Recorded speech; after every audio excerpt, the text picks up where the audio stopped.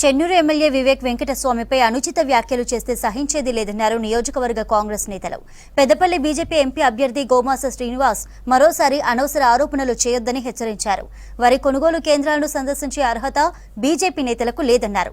ఇప్పటికే చెన్నూరులోని వడ్లను 400 లారీల్లో తరలించామని చెప్పారు కాంగ్రెస్ లీడర్స్. అయ్యా గోమాస శ్రీనివాస్ గారు, మీరు కల్లాలని తిరిగారా చూశారా? 410 లారీలు చెన్నూరు మండలం నుంచి ఒక్క నా పిఎస్సిఎస్ నుంచే పంపించినాం. 410 లారీలు, 210 లారీలకు ట్యాబ్ ఎంట్రీలు కూడా వేసాము. 200 లారీలకు ఇప్పటి వరకు రైతుల ఖాతాలలో 200 లారీల డబ్బులు కూడా పడ్డాయి. ఇంకొక 120 లారీలు మాత్రమే బ్యాలెన్స్ ఉన్నాయి. మీరేదో కల్లిబొల్లి మాటలు చెప్పి రైతులను ఏదో అయోమయంలో పడేసే విధంగా చేస్తూ ఉన్నారు. తెలిసి తెలియని మాటలు మాట్లాడి, పిల్లల మాటలు మాట్లాడి ప్రజలను అయోమయంలో దించకూడదు. ఇలాంటివి చేస్తుంచో ప్రజలు మీకు తగిన గుణపాఠం చెప్తారు. మాకు మా ఎమ్మెల్యే గారు అయితే అవుతున్నారో వివేక్ వెంకటస్వామి గారు, వారి అండదండతోటి మేము ప్రతి జాగాలో కూడా ఎవరికి ఎలాంటి చిన్న పొరపాటు కూడా జరగకుండా, ఎక్కడ ఎవరి బండి దిగుతలే అన్నా మేము స్వయంగా వెళ్ళి దించి వస్తూ ఉన్నాం. ఎక్కడ కూడా ఎలాంటి ఇబ్బంది లేదు.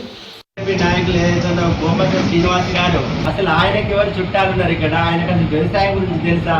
ఆర్థికంగా ఎంతో మందిని ఆదుకున్న డాక్టర్ వివేక్ వెంకటస్వామిని హెచ్చరించి అడిగి హక్కు ఈయనకి ఎవరిచ్చారు? దాదాపుగా వాటర్ లేకుండా 2000 బోర్లు దాకా వేసిన ఘనత ఆయనకున్నది. కనీసం నువ్వు ఒక 2 బోర్లన్నా వేయించినావా? అది గుర్తు తెచ్చుకోవాలి. కనీసం 2 కాదు, 2000 రూపాయల వరకల్లా సాయం చేసిన ప్రూఫ్ ఇవ్వండి. ఆయన ఎంతో మంది కుటుంబాలను ఆదుకొని, మాలాంటి వాళ్ళు అందరూ ఆయనకు వారసులే, అందరు చుట్టాలమే, అందరు బంధువులమే. నువ్వు పెద్ద మనసుతోటి పెద్ద హోదాకి వెళ్ళాలని ఒక అభ్యర్థిగా పోటీ చేసినావు. ఇది మర్చిపోయి మాట్లాడుతున్నావు. జాగ్రత్త. మాకు ఎలాంటి ప్యాడీ సెంటర్స్లో ఎలాంటి అరాచకాలు జరగలేదు. మా రామరెడ్డి గారిని పట్టుకొని డబ్బులు తీసుకున్నారు అది అని చెప్పి ఎవరో ఎక్కించిన వల్ల మీరు అది వేయడం సరికాదు. ఇది మీరు గుర్తుంచుకోండి. దమ్ముంటే ప్రూవ్ చేయండి. డబ్బులు మీ ముక్కుపోయి రాయించలేదు. గోమాస శ్రీనివాస్ గారు పార్లమెంటరీ లాంగ్వేజ్లో మాట్లాడి ప్రజల మన్నన పొందాలి తప్ప మీరు అసభ్యంగా పదజాలం మాట్లాడితే తీవ్రంగా ఉంటుంది. మేము కూడా అదే పద్ధతిలో మాట్లాడితే నువ్వు తట్టుకోలేవు. కాక వెంకటస్వామికి, వినోద్కు, వివేక్ వాళ్ళు కూడా ప్రజాస్వామ్యంలో ప్రజల ఓట్లతో గెలిచి వాళ్ళు ప్రజలకు అనేక సంక్షేమ కార్యక్రమాలు చేసిన సందర్భం వారి కుటుంబానికి ఉన్నది.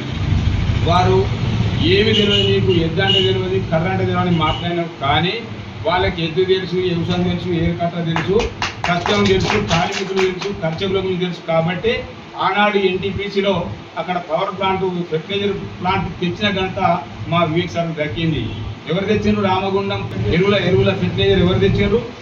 ఎంపీగా ఉన్నప్పుడు కష్టపడి తెచ్చింది వివేక్ వెంకటస్వామి గారు. కానీ లేనిపోని మాటలు మాట్లాడితే మేము చూస్తూ కూరుకోం. బీజేపీ నాయకులు రైతుల కళ్ళాల మీదకి పోయి రాజకీయం చేస్తున్నారు. మీకు రైతుల దగ్గరికి పోయే కనీస అర్హత మీ పార్టీకి అసలే లేదు. కార్పొరేట్లకు అనుకూలంగా రైతులకు వ్యతిరేకంగా నల్ల చట్టాలు తెచ్చి వాళ్ళు ధర్నాలు చేస్తే వాళ్ళను లాఠీలతో కొట్టించిన చరిత్ర మీది.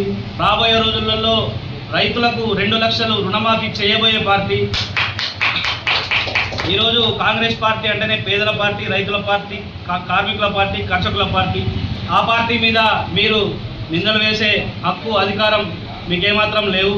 రైతులకు పనిముట్లు కానీ, నష్టపరిహారం కానీ ఇచ్చిన పార్టీ అది ఏదైనా ఉంది అంటే దేశం లోపల ఇవాళ కాంగ్రెస్ పార్టీ. అటువంటి కాంగ్రెస్ పార్టీ నాయకుల మీద, అటువంటి కాంగ్రెస్ పార్టీ ఎమ్మెల్యే గారి మీద మీరు అర్ధరహితమైనటువంటి ఆరోపణలు చేయడం సమంజసం కాదు. ఇంకోసారి ఇటువంటి చిల్లర ఆరోపణలు, మల్లర ఆరోపణలు చేస్తే మీకు బాగుండదని చెప్పి ఈ సందర్భంగా హెచ్చరిస్తూ